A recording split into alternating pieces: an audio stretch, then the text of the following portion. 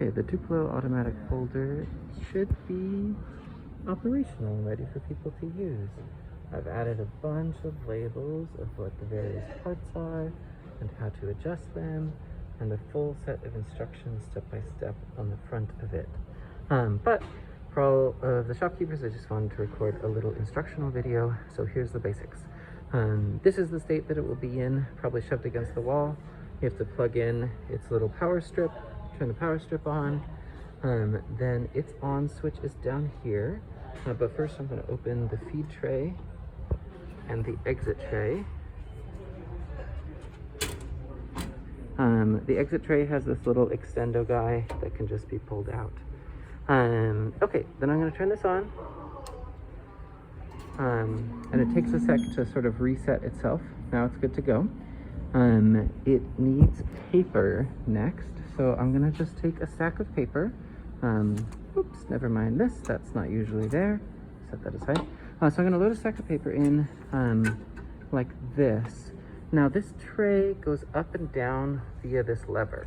When you're loading paper, you want it to be in the down position so that the paper is sort of just stacking back like that. There are these little thumb screws to undo, and then you can push together, sorry, I'm one-handing this, then you can push together the side guides, and then you can turn those thumb screws down to lock them back in. Then when you want to fold, you drop this lever and that lifts this up to the little folding wheels that are in here. So this is how much force there is when it is feeding. You want to start it at the neutral, and you can just move it around back and forth, but 0 is the neutral, so start it there. There is a stripper pad like the Riza's in this under here.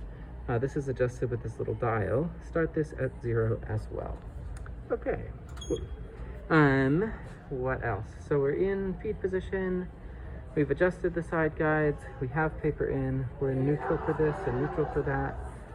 You can change the speed. I like to start at the lowest speed, and then you're going to select what your fold type is. Now for basic papers, you don't have to program anything. You just select your fold type and it can recognize the paper size, and then we'll use that. Yeah, I'm going to do a trifold. I think the L here means that it knows that it's letter. Yeah, now one more thing, the trifold is 2 folds. So I need to check the status of the second folding unit, which is this guy with the handle down here, second fold unit. It can be in one of 2 places. It can either be here for when you're doing 2 folds, this is the enabled position, or it can be here for 1 fold, the disabled position. To adjust this from one spot to the other, there's instructions here. You have to unlock it, lift it, and move it to the other arrow, and then lock it back up. So the unlock and lock switch is over here. I'm going to unlock it. I'm going to lift it up and shift it, and it'll sort of click back down where that lines up.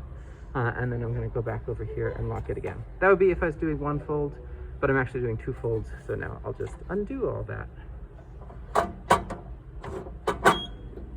Great. Okay, so doing 2 folds, that's all set up.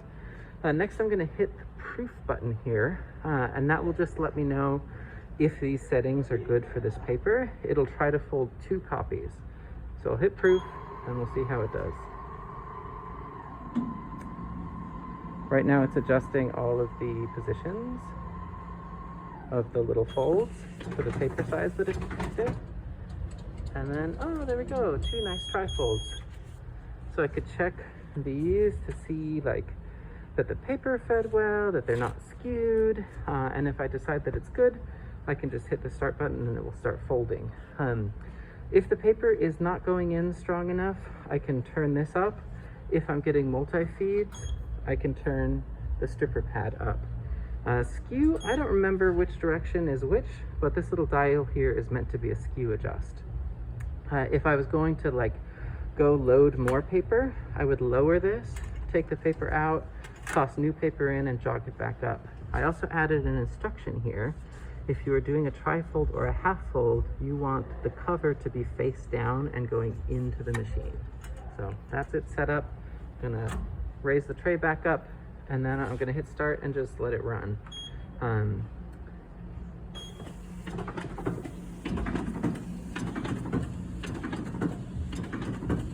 Wow, it's a thing of beauty. You can hit stop to stop it.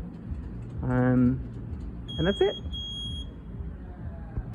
One more instruction. This thing is pretty stable because it's like a fancy machine. Duplo is the like high end of bindery equipment. But if you get jams in it, there is this manual feed dial in here. So you can use this to manually push the paper through. Again, I don't really remember which direction is which, but you can just go whichever way it can move to try to push the paper either way out or back through here. You can also turn this feed roller by hand.